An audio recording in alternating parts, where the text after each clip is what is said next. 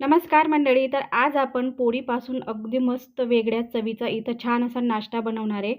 तर मुलांना बाहेरचं मैद्याचं पदार्थ खायला देण्यापेक्षा अशा पद्धतीने तुम्ही गव्हाच्या पिठाच्या पोळीच्या मस्त अशा प्रकारे जर नाश्ता करून दिला ना, तर मुलांचं मनही भरेल आणि पोटसुद्धा भरेल. तर अशा प्रकारे तुम्ही छान असा मस्त हा नाश्ता करून पहा. नक्कीच मुलांना नाही तर तुम्हाला देखील आवडेल. तर पटकन सुरू करूयात आपण छान मस्त ह्या नाश्त्याच्या रेसिपीला. तर त्याआधी माझ्या चॅनलवर ज्या ताई नवीन असाल तर त्या ताईंनी एक लाईक करा आणि आपल्या चॅनलला सबस्क्राईब देखील करा.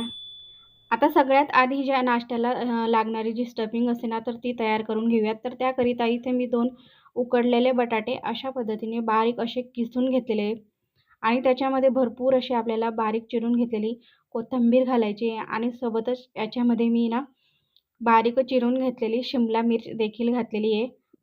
आणि आपल्या ह्या नाश्त्याला तिखटपणा यावा त्याकरिता इथे मी तिखटवाली हिरवी मिरची बारीक चिरून घेतलेली.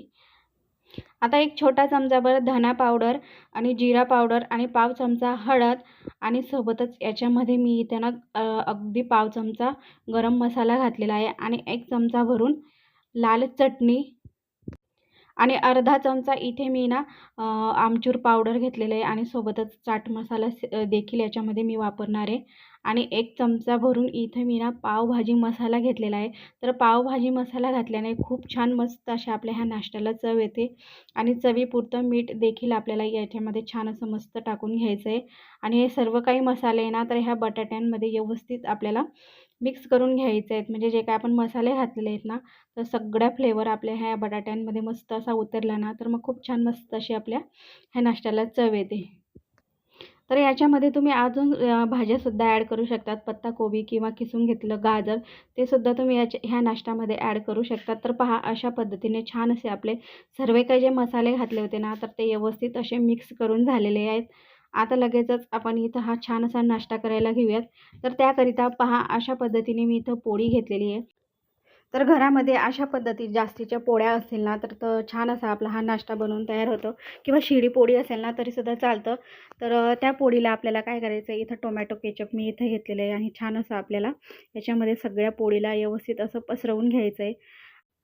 तर इथं टोमॅटो केचपऐवजी तुम्ही ना वेगवेगळ्या चटण्यासुद्धा लावू शकता. जी आपली हिरवी चटणी असते ना कोथिंबिरीची, तीसुद्धा तुम्ही याच्यामध्ये लावू शकतात पोळीला. ती देखील छान अशी मस्त आपल्या ह्या नाश्त्याला चव खूप छान येते. तर पहा अशा पद्धतीने मी इथं जे काय आपण इथं मिश्रण तयार करून घेतलं होतं ना, तर एका साईडने आपल्याला हे छान असं टाकून घ्यायचं आहे. भरपूर असं आपल्याला मिश्रण घालायचं आहे. म्हणजे मुलं अशा भाज्या खात नाही ना, तर अशा प्रकारे जर करून घेतलं ना, तर मग खूप छान मस्त अशा चवीला देखील लागतात आणि मुलं देखील आवडीने खातात.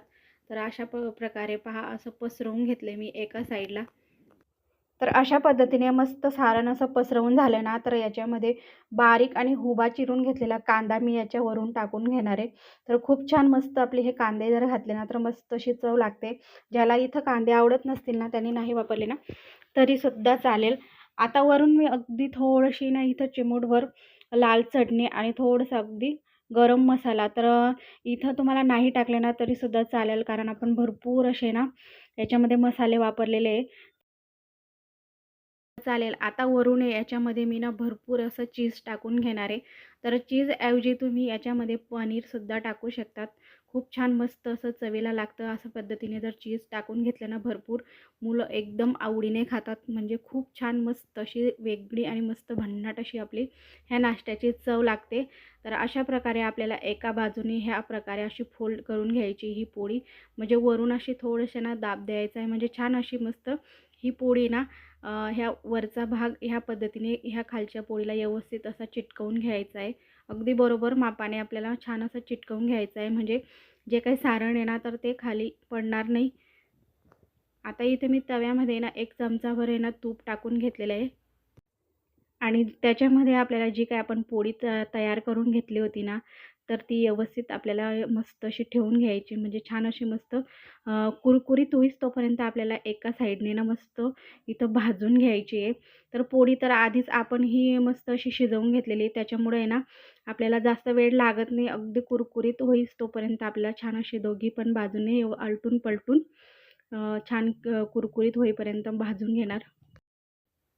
तर अशा पद्धतीने मस्त असं ही बघा दोघी पण बाजूने व्यवस्थित अशी कुरकुरीत झालेली ही पोळी आणि मग काय मस्त अशी दिसते. खूप छान मस्त बघूनच खावीशी वाटणारी अगदी वेगळ्या चवीची आपली इथं पोळीचा नाश्ता इथं बनून तयार झालेला आहे.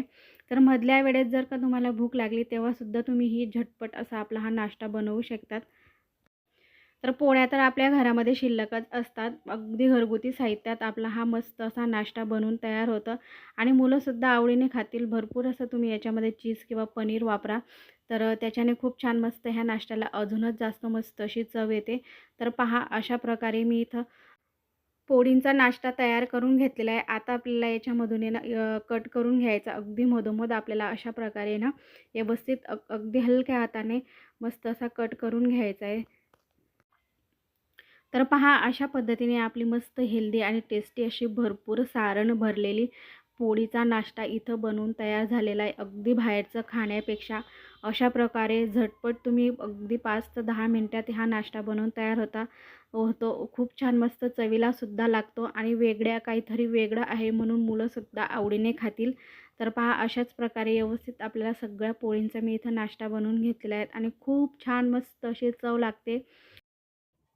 तर मग अशा पद्धतीने करा तुम्ही उरलेल्या पोळ्यापासून भरपूर असा मस्त छान असा हेल्दी आणि टेस्टी नाश्ता. तर नेहमीप्रमाणे कशी वाटली माझी रेसिपी हे कमेंट करून कळवा. आणि जर का तुम्हाला माझी रेसिपी आवडली असेल तर एक लाईक करा आणि माझ्या चॅनलवर नवीन असाल तर चॅनलला सबस्क्राईब करा. तर भेटूयात अशाच मस्त छान-छान आणि नवीन रेसिपीसोबत. माझी पूर्ण रेसिपी पाहिल्याबद्दल खूप खूप मनापासून धन्यवाद.